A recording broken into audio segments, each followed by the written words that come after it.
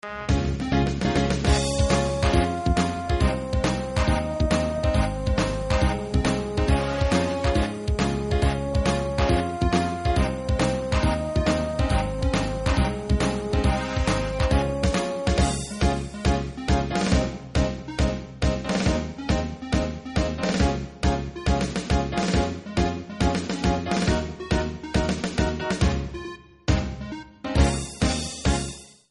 afternoon, class. Good morning, Miss Chan. 好，各位小朋友，知唔知點解我哋放咗學都仲坐喺個班房度啊？唔知道。因為我哋唔係好夠創意噃，所以校長咪要用多啲時間嚟補充下咯。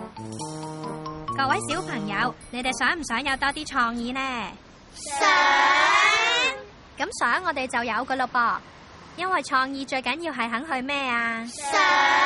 冇錯啦，我哋今日就一齊坐晒喺度想啦，開始。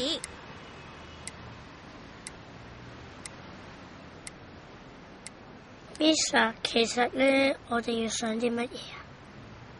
任得你，啲創意最緊要自由啊嘛。任得我啊？係啊。任得我就唔想啊。我都唔想啊。我都唔想想。我又係啊。唔得，一定要想，每人至少要想半個鐘。咁即係冇創作自由啫。冇咪冇咯，家陣。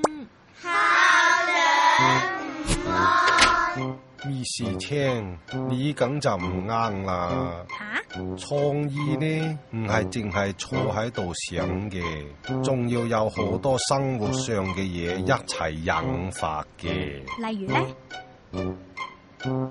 例如湧腸啦。早幾日我食下湧腸飯，忽然諗起，是啦，學校已經有2個月冇交電費啦。第2日我就嗱聲去交電費啦。如果唔係 cut 起電上嚟，大家連書都冇得讀啦。咁你話創意有幾咁重要呢？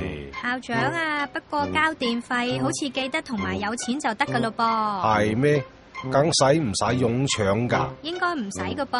咁創意呢？都唔使噶。哎呀，咁冇嘢啦。